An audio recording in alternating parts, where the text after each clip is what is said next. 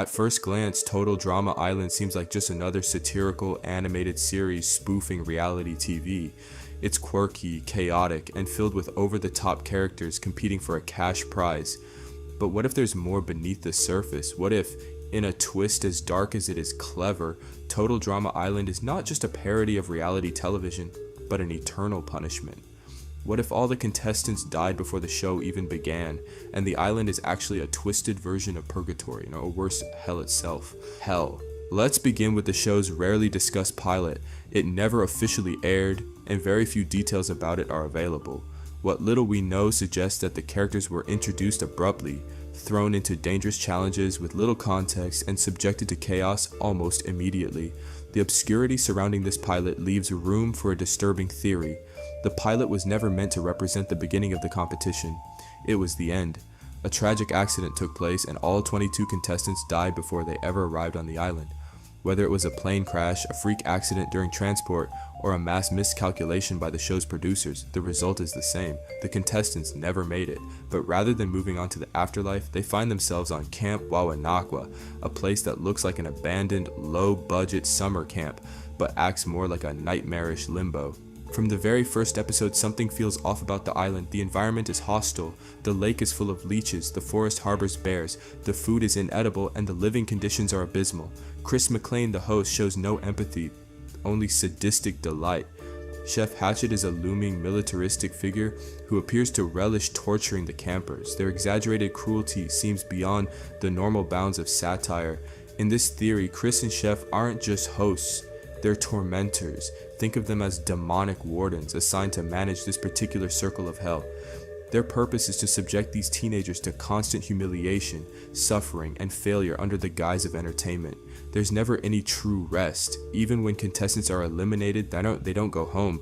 They vanish into oblivion, only to return in later seasons or spin-offs, as if their torment is reset or recycled. The contestants never age. Despite the passage of time and multiple seasons, characters like Gwen, Duncan, Heather, and Owen remain perpetually frozen in adolescence.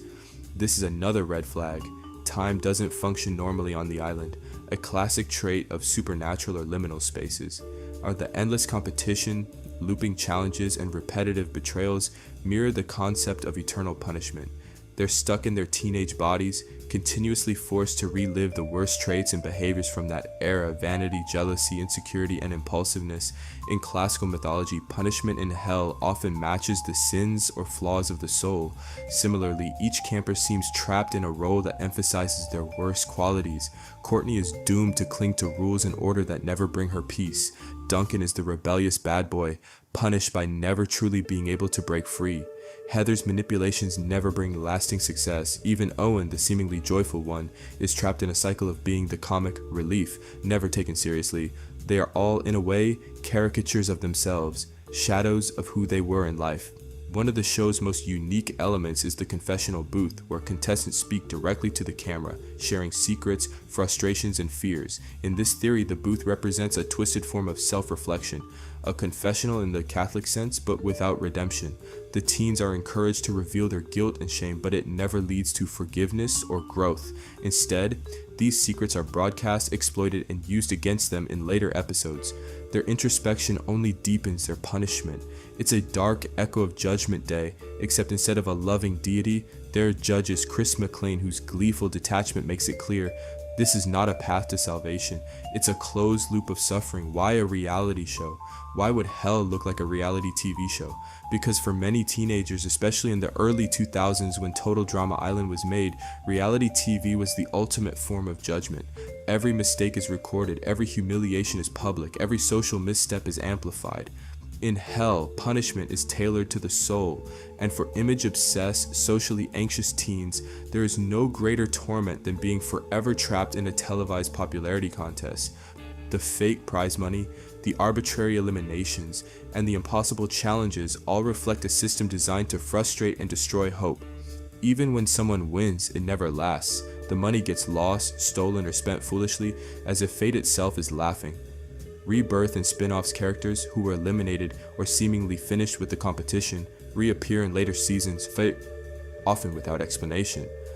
This supports the idea that they can't truly escape. Death isn't a release nor is victory. The island reincarnates them endlessly into new settings. Total drama action, world tour, Revenge of the Island, All Stars, each time with the same personas, the same conflicts, and the same inevitable suffering.